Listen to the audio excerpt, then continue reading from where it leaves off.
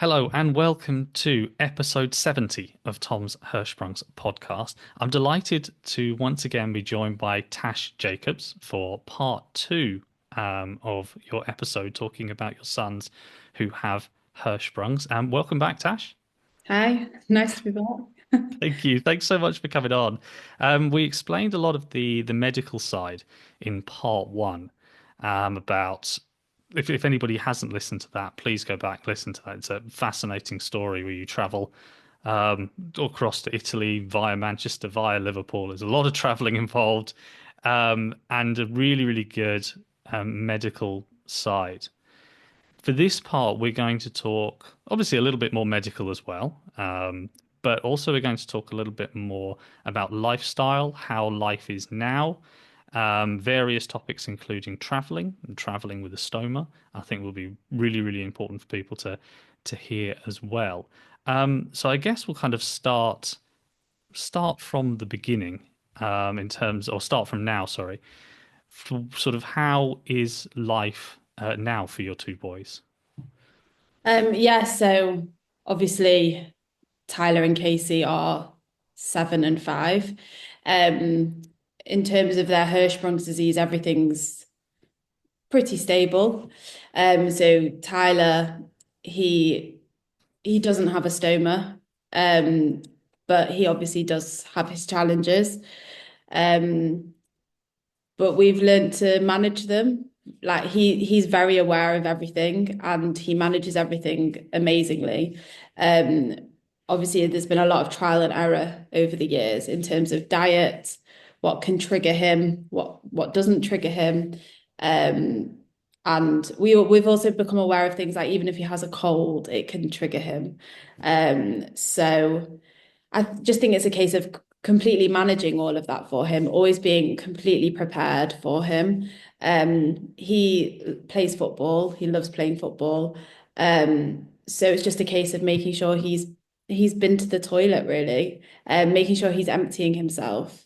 And he's so good at that. He'll go to the toilet and he does that twice a day. He has his routine. And that's what it does. That's what he does.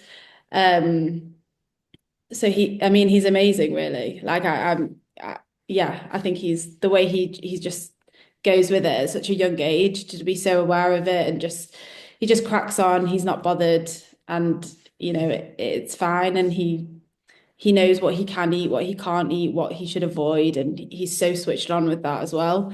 Um, so I know that when I see people write in these Facebook groups and they ask questions about like long term, because when you're initially given the diagnosis, your baby is so new.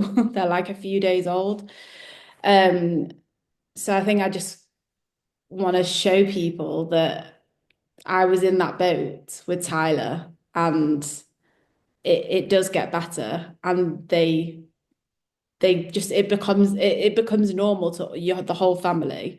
You learn what they can eat, what they can't eat, what agrees with them, what doesn't agree with them, and you can live a completely normal life. Like you might have this diagnosis, but he plays football, he goes to school every day, he does absolutely everything that any other child of 7 does, and just hasn't, it doesn't impact as long as you've got it all under semi control. I just there's no yeah.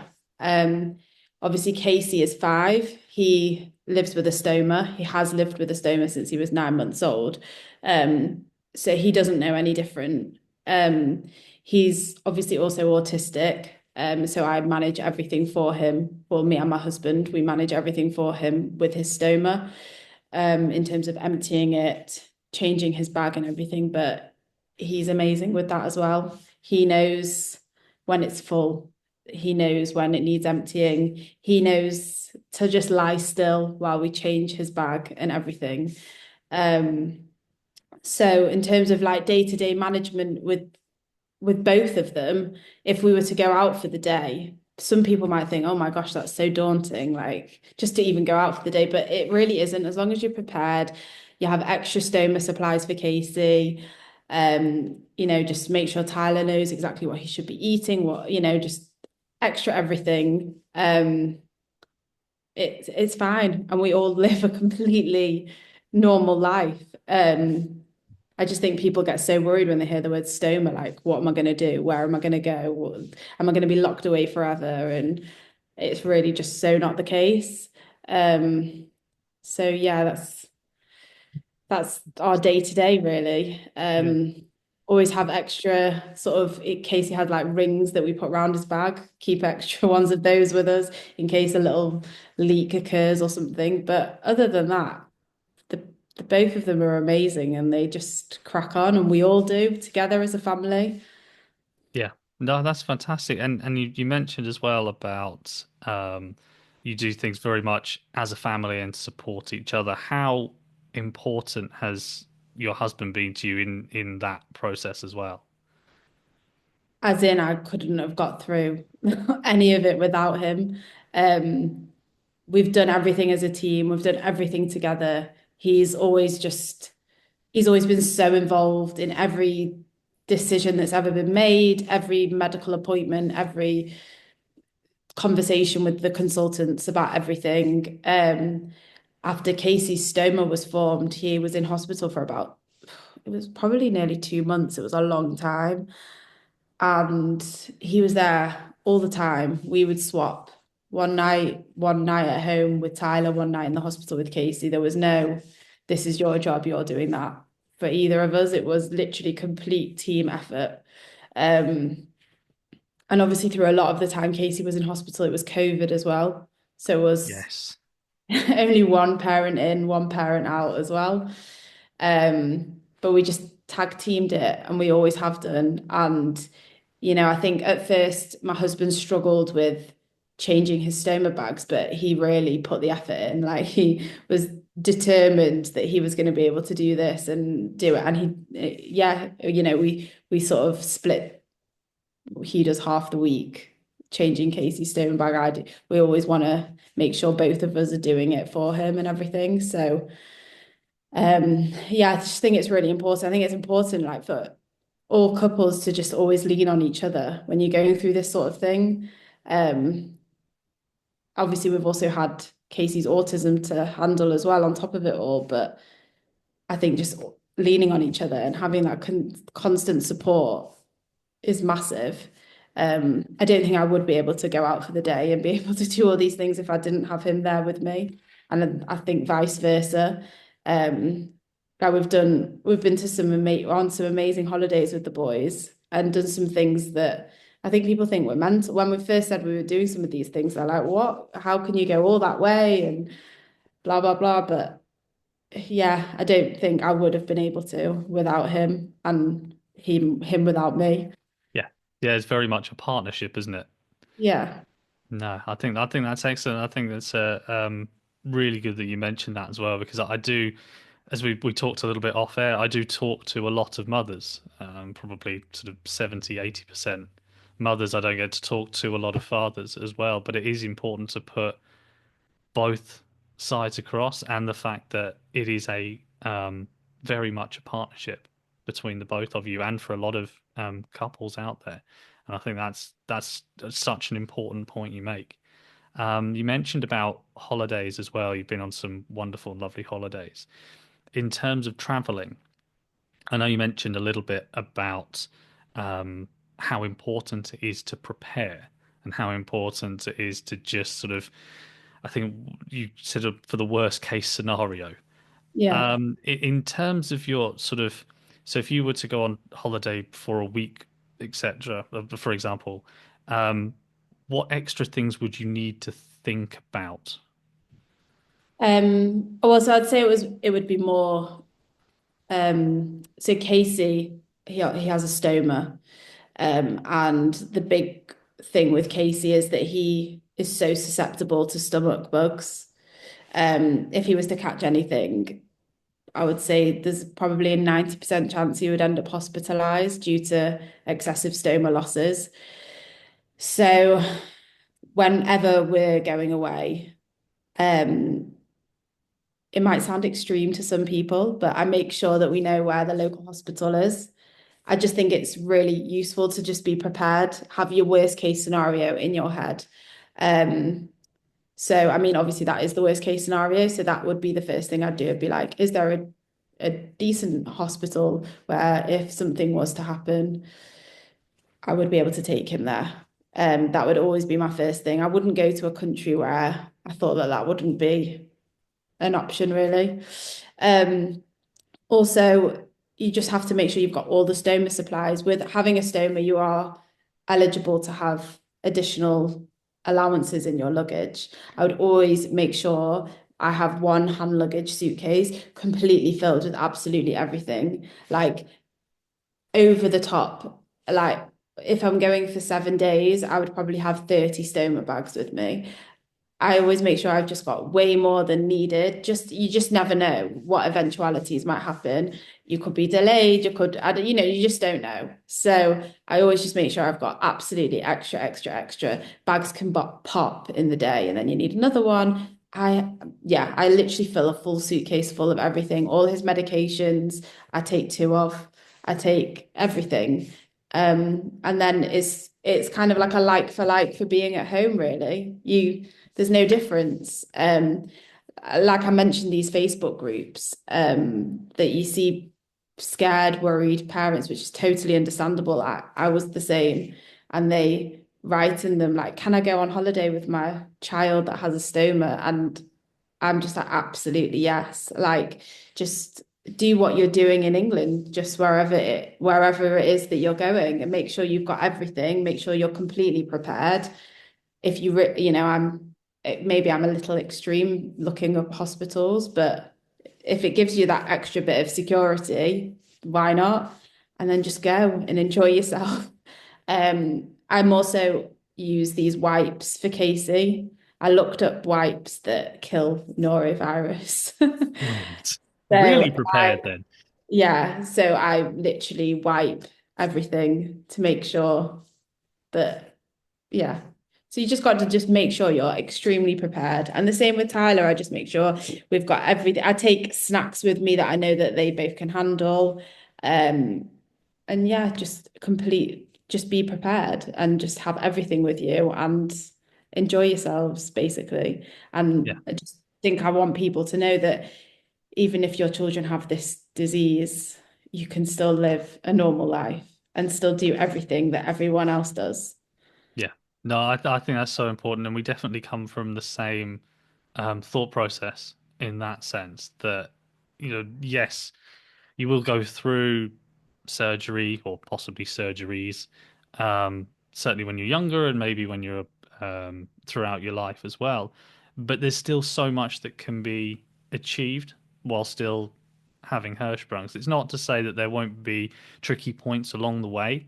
It's not like to say, as in you said, you have to just be a little bit extra prepared or a lot extra prepared for what might arise.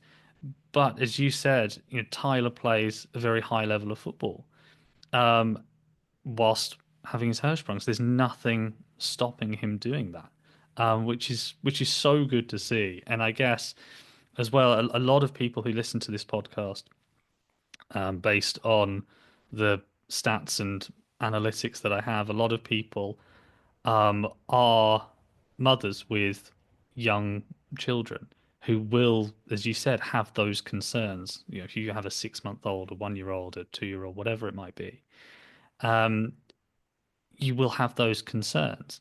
And I think it's so nice to hear somebody who's gone through that, like yourself, to say, actually, so long as you do A, B, and C, should be, relatively normal. And I think that's really, really good to hear. And I think fairly reassuring for the amount of messages I get sort of per week from people wanting.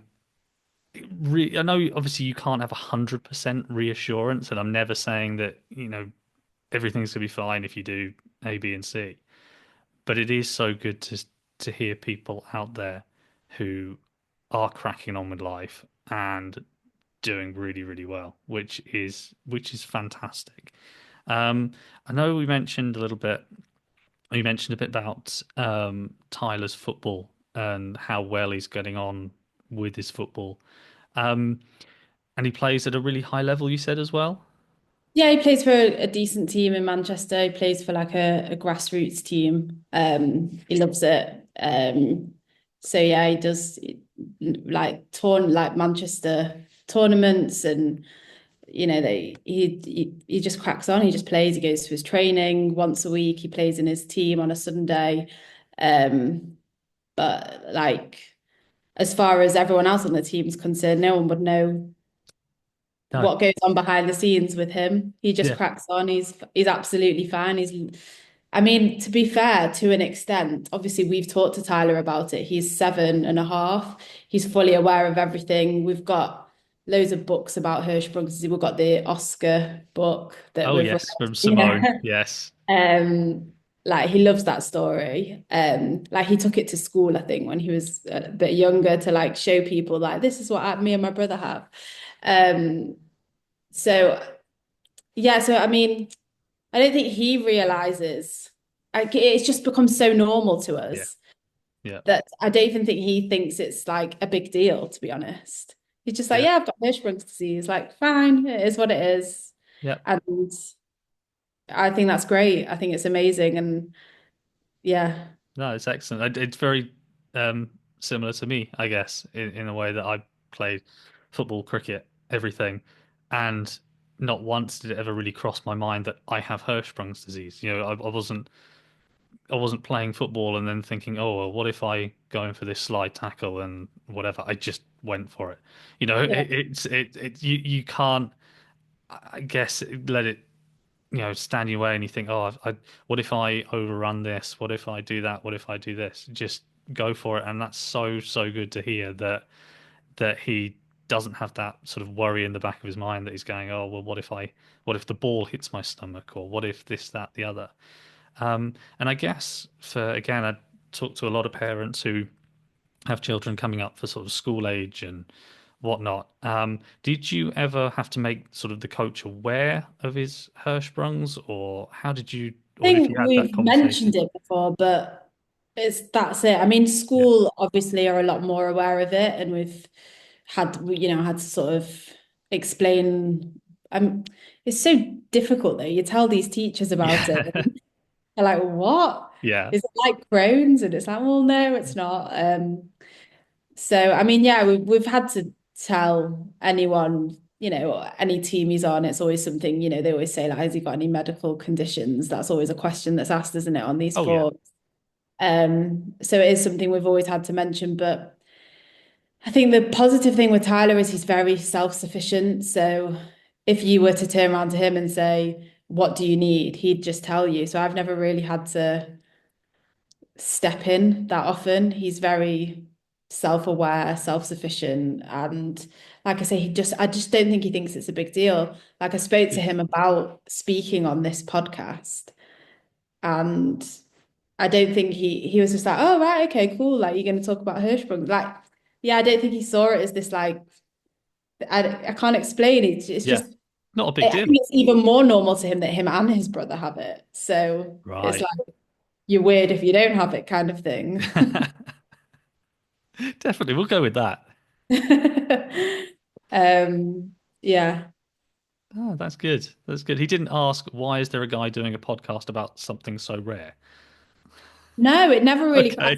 I was just like, well, I said, this could be you in the future. I was like, he's like you, he's just older and he just wants to talk about it and raise awareness. And he just was like, okay, cool, great. That's really cool. Fair Like, enough. Just kind of, no, that's cool. Excellent. But that's really good. And again, so reassuring to hear that you have a child who just kind of just cracks on, does his football, does his school.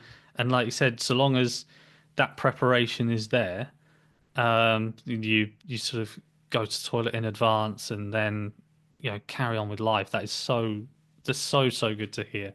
Really good to hear. I want to talk a little bit about Casey as well, because you mentioned that Casey has his stoma. yeah, And again, it is very much individual. Some have a reversal and then maybe have a stoma later. Some have reversal, never have a stoma again. You mentioned that Casey had a stoma at 9 months, Yeah. and still has his stoma now. Yeah, that's right. So obviously in the first part of this, I talked about how we went to Italy. There were complications in Italy.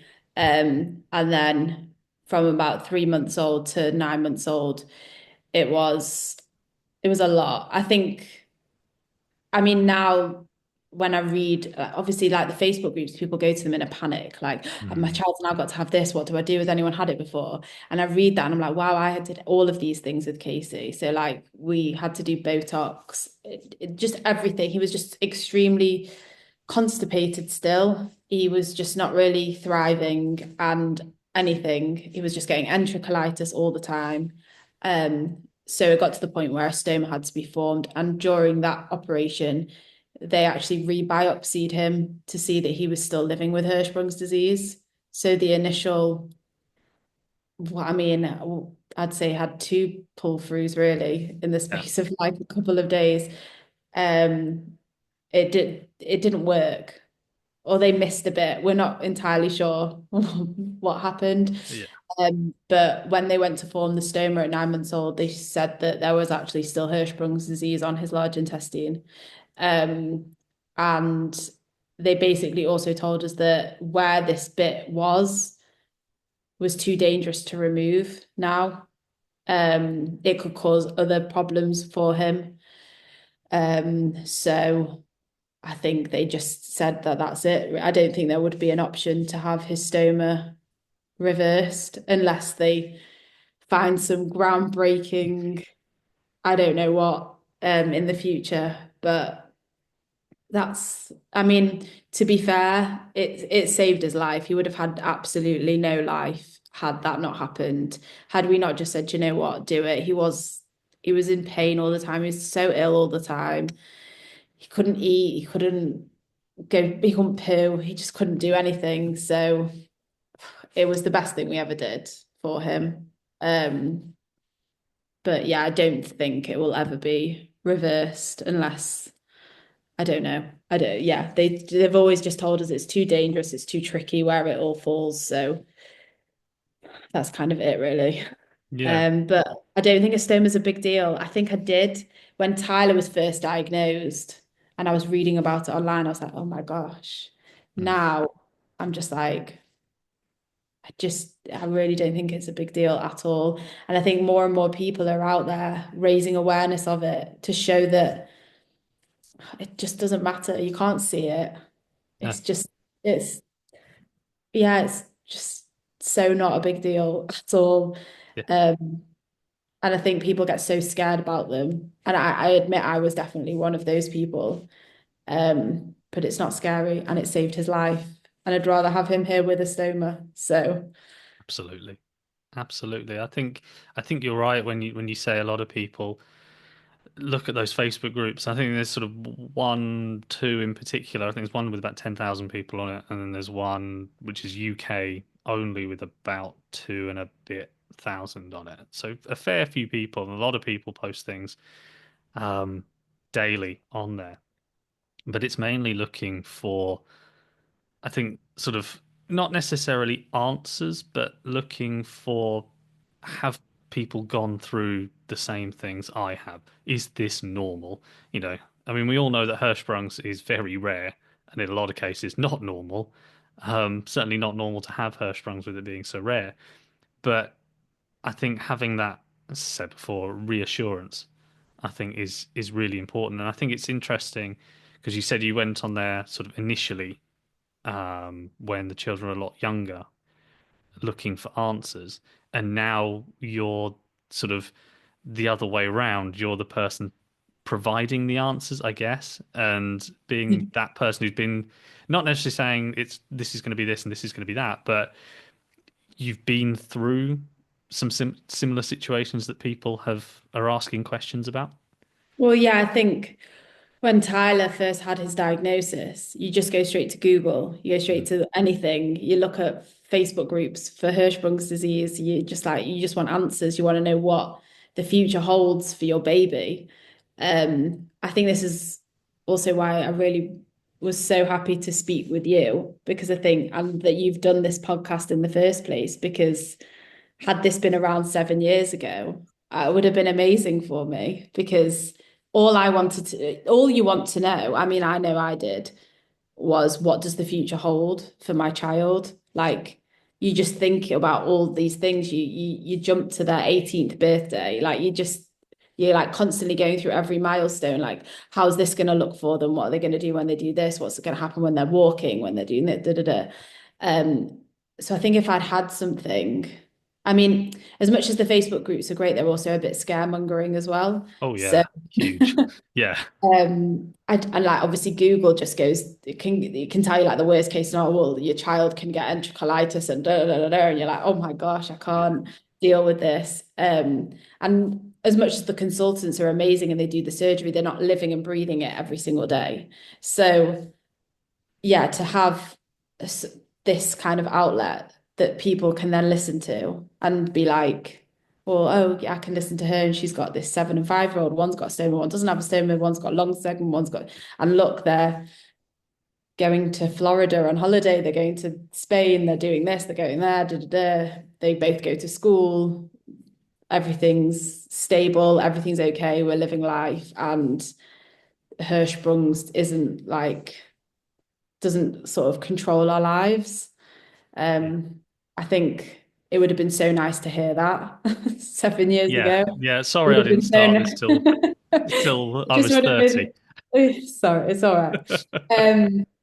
Yeah, I just, I hope I can do that for people. I hope that people will listen to it and be like, they'll have that initial diagnosis, be terrified, and then be like, oh, I'm going to listen to this and just be a bit reassured that, I'm not sugarcoating it. It wasn't easy the first few months with Tyler. I mean, the first couple of years with Casey, but there is a light at the end of the tunnel, No, basically, is that's what I want to try and instill for people. yeah. No, that is so important. I have been asked that many times that, oh, this would have been great 7 years ago. I'm like, yes, sorry, I was busy.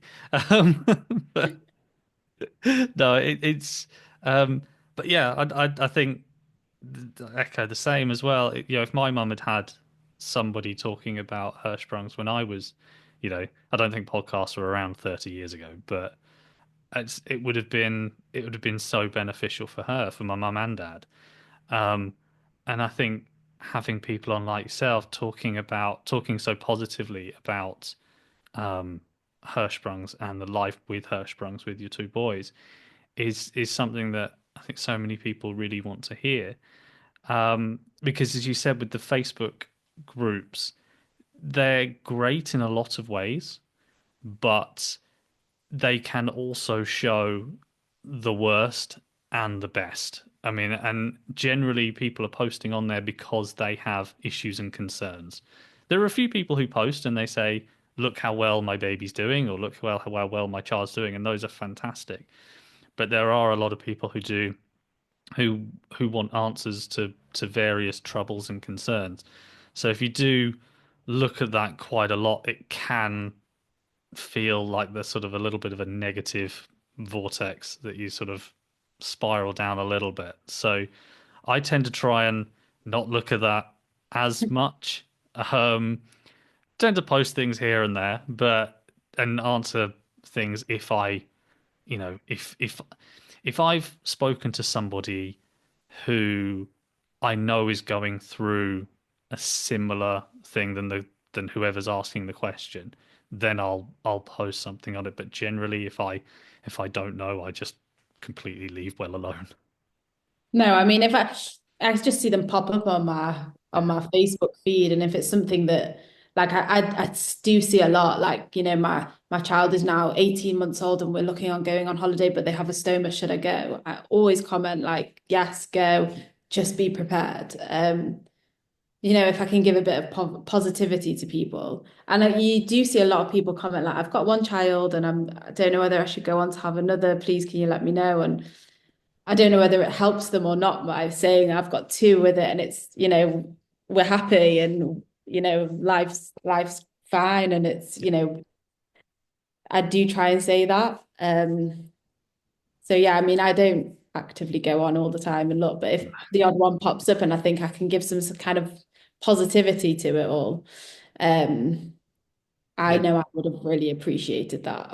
Oh, definitely, definitely. I think you're very much in the same boat with a lot of people that, you know, at certain stages you'd have appreciated that kind of reassurance and possibly advice, as well. And you mentioned, I know we're bouncing back and forth a little bit, but traveling as well. I see quite a few people who say, "Oh, should I just stay UK based? You know, because I know the hospitals and I know the language and I know this, that, the other."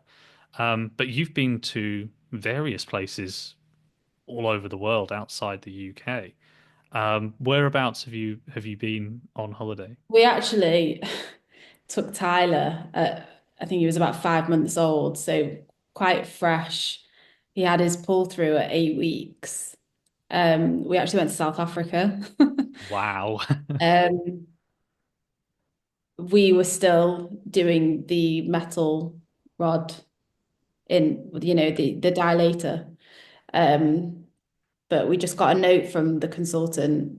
Obviously, like I'm not a doctor, so I can't say, yeah, definitely go on holiday. But if you check with you, I always check with my consultant as well. Yeah, I'm always like, would you say it will be okay to do this? And I did. I said, will he be okay? I know he only had surgery a few months ago, but he hadn't, thank God, had any issues. And we just got a note about the dilators. I took them in my hand luggage. And we went away to South Africa, and it's amazing that we've got those memories together. absolutely. You just be prepared, basically. Yeah, yeah, like we said before, but yeah, definitely checking with consultant, I think is something that's really important that you make there, checking with, healthcare professionals going, is this okay if, we go here, there, and everywhere? But no, I think that's really, really important. I think you mentioned Florida as well. Did you say Florida? Yeah, so we did Florida for the first time a couple of years ago. So Casey was 3 at this point, and um, like I say, he'd been very in and out of hospital, so I was a bit like, oh. But again, I checked. The thing I also always do is I try and coincide Casey's appointments with just before we go away, Right. Good just so idea. that he can have a full check, everything's fine. Yeah, it's maybe like a month, 6 weeks before, a couple of months before we go away. I try and make sure that that's when he has one of his appointments, and then I know that things are all right. And like I say, just have extra of everything, make sure he's on the right doses of medications. And I mean, I know once before we went away with Casey, they were like, oh, you can stop this medication. And I was like, oh, no, no, no. Like, what if something happens when I'm away? And they were like, okay, fine, like stay on it and then come off it when you come back. So yeah, I just think you've just got to be so prepared.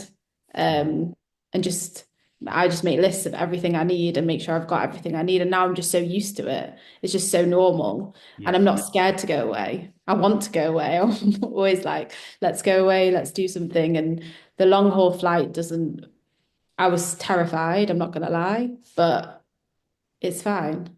Everything's fine. That's an interesting point you make about long haul flights. Because again, people might think, right, I might go to, you know, Spain or Italy, which is what, a couple of hours flight. But going to Florida, going to South Africa is obviously going to be a longer flight. Was there anything in particular that you prepared for on those longer journeys? Um, Obviously with Casey, extra stoma bags. Okay. Thankfully, we've never had to change one on a flight.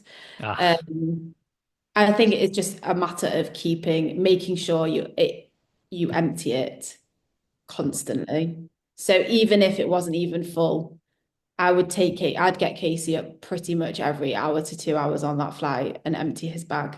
I'd empty it before we even get on the plane, just making sure that you just don't have that problem. Because it can be avoided as long as you keep on top of it. Um, and I don't let him have certain foods, like there's certain foods that I know can make him have more stoma output or be like make his bag inflate. So I just don't let him have those foods when we're on a plane. The same with Tyler. Those friend if we're doing a long haul flight, they keep it as bland as possible. Yeah. And yeah, just keep on top of everything for both of them, and it's fine. Yeah. No, that's so good to hear. And it is, it's just as we mentioned several times, just prep and more prep. But it is just making sure that so long as you keep on top of it, that you can go and do these journeys and have these wonderful experiences, which is fantastic. I want to pick up on one more point that you said earlier on about, and it goes back to preparation, about making sure that there are decent hospitals there. Because I think, as we both know, that there are some hospitals or GP surgeries where you turn up and you mention the word Hirschsprung's and they just stare at you blankly. So I think that's a really important point that you make about making sure that those hospitals are prepared and that they'll will know what to do if a situation arises. In terms of knowing what's a decent hospital, what's not, was there anything that you looked for in particular? Um, I mean, I think for me with Casey, it's just to know that they would be able to deal with his dehydration instantly. So I need to know that I can turn up to a hospital and they're going to just be able to do these sorts of things. And I know it's quite a basic thing, but I mean, I've been to some hospitals in the UK with him when he's been in these kind of states, and it's taken a long time for them to be like, oh, yeah, we'll put a cannula in. So I think for me, as long as I know that I'm going to turn up to a hospital and they've got that kind of facility, a children's facility, and all of that, I know and you can read reviews online about, especially these hospitals abroad when you're paying for them. Because Mm. on TripAdvisor and stuff, people might be like, "Oh yeah, this happened to me, and I went to this hospital." And you can find out quite a lot about a hospital just by doing these sorts of things, which is a bit mad. Um, so that's kind of what I do. That makes Um, sense. yeah, so I just kind of do a bit of extensive research and see how easy would it be to get to the hospital, how easy would it be to then be treated as someone not from the country, and all these sorts of things. Yeah. Yeah. No, that's brilliant. That's really good to hear as well that you can.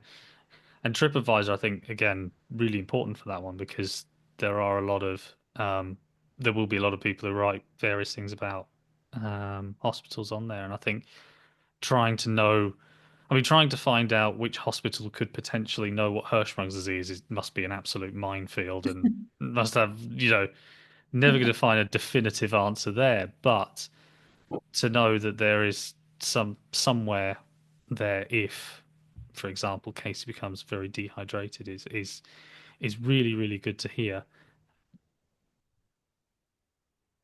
So as we go towards the end here, I know we talked a little bit in part one, but for those who haven't heard about part one, definitely go and check it out. But for those who haven't heard part one, we talked very much about what the future looks like medically, I think, for your two boys. But if we talk about sort of along the lines of what this podcast has been, or this episode's been about, in terms of the future, lifestyle wise, what would you like to see for your boys? Just carry on being, I mean, Tyler, like I said, is he's so confident. For him, it's also normal. I just want him to continue like that. I don't want him to ever be ashamed of anything. I just want him to embrace everything, and just carry on being the confident little boy that he is as he grows older. To be honest, the same with Casey, even though he's, like I say, he's autistic, he's nonverbal, he doesn't necessarily have that much of an awareness about his condition. He is he doesn't, it doesn't faze him that he has a bag at all. He would run around with it all hanging out and he just doesn't care. And I love that. I love that both of them are like that. Um, so yeah, I just want them to carry on with their confidence and just not being ashamed of anything because there's nothing to be ashamed of. Absolutely. They're complete fighters. They've both been amazing. They've both been through so much. So I'm just, yeah, continue being who they are. Fantastic. Well, we definitely wish all of you all the best, very much for the future. And thank you so much for coming on and joining me. I know this has been a little bit of a different one because we haven't talked so much medical, but I think getting an idea of lifestyle and traveling and stomas and what it's like to travel with a stoma, I think is invaluable for a lot of people. So thank you so much for joining me. Well, thank you for having me.